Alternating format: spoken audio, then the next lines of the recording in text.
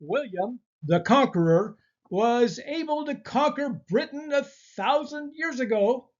Why not Germany? The Blitz worked quickly against continental Europe. Britain evacuated Dunkirk in Operation Dynamo. The necessary preconditions for invasion across the English Channel were air and naval superiority, which Hitler did not have. The Luftwaffe did plan Operation Sea Lion, which assumed the necessary destruction of the Royal Air Force of Britain.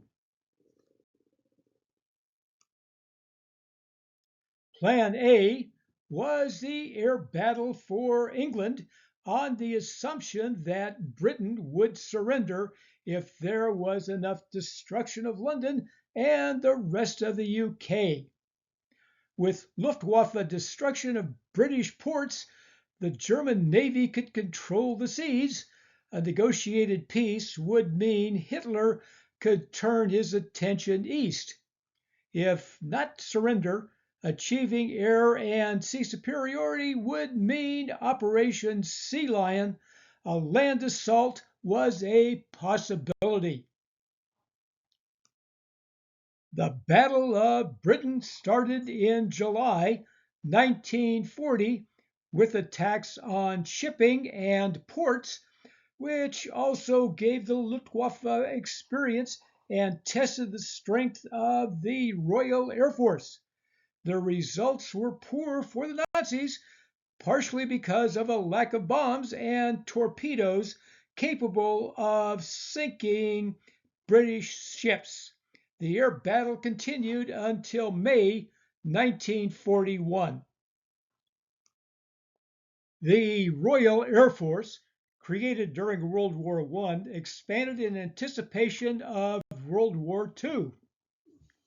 The Spitfire, there were 19 squadrons, and Hurricane, 29 squadrons, were the primary fighters during the Battle of Britain, although outnumbered by the Luftwaffe. Fortunately, the RAF outfought them, partly because of German mistakes. It was commanded by the blustering Hermann Göring, who had not kept up with air power or strategy. The RAF used radar effectively, while the Luftwaffe did not.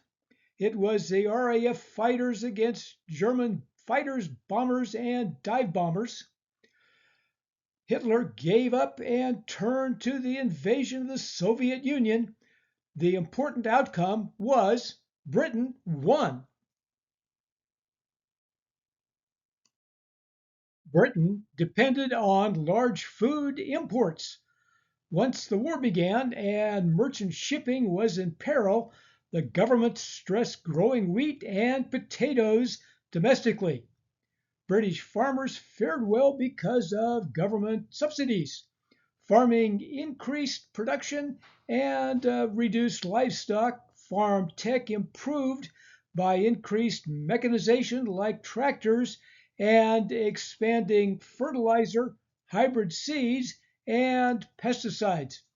Women called land girls were recruited to work on farms. Agricultural committees were created to solve food problems, which critics called war socialism. The government wanted to ensure adequate food for civilians to maintain their overall health and morale as the war dragged on. The War Agricultural Executive Committee was established in 1939 with authority over farmers and landowners. They told the farmers what to plant at each field, increasing total productive land and food.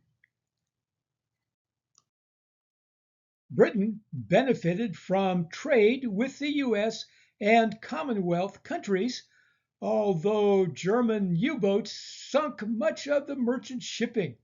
This was called the Battle of the Atlantic.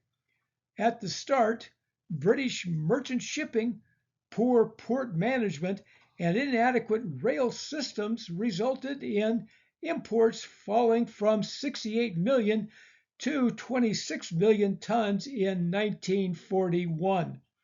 Churchill came to power and got docks working, and anti-submarine warfare expanded, including the use of sonar. President Roosevelt introduced Lend-Lease in early 1941 to lease British facilities in exchange for military materials, food, and other supplies. Presumably, these would be paid back after the war was over. This was an important role short of declaring war. By the end of the war, the U.S. gave 49 million bucks in aid to almost 40 nations, including the Soviet Union and China. Britain received meat, cheese, sugar, fruit, and grains through imports. Early German U-boat attacks were successful in disrupting these.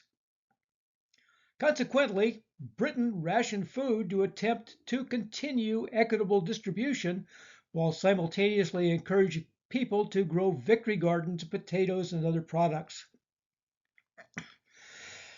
A key to effective imports was condensed food, canned meats, dried eggs, milk, fruit, fats, and oils, plus frozen food came from the U.S. The U.S. deboned beef for shipment. Australia had dehydrated mutton and cheese. Argentina shipped corned beef, and Iceland provided fish. The U.S. was a manufacturing and food machine, a vast productive country capable of substantial increases in what was needed. Before Pearl Harbor, America grew itself out of the Depression. Next time on Food History and Mystery.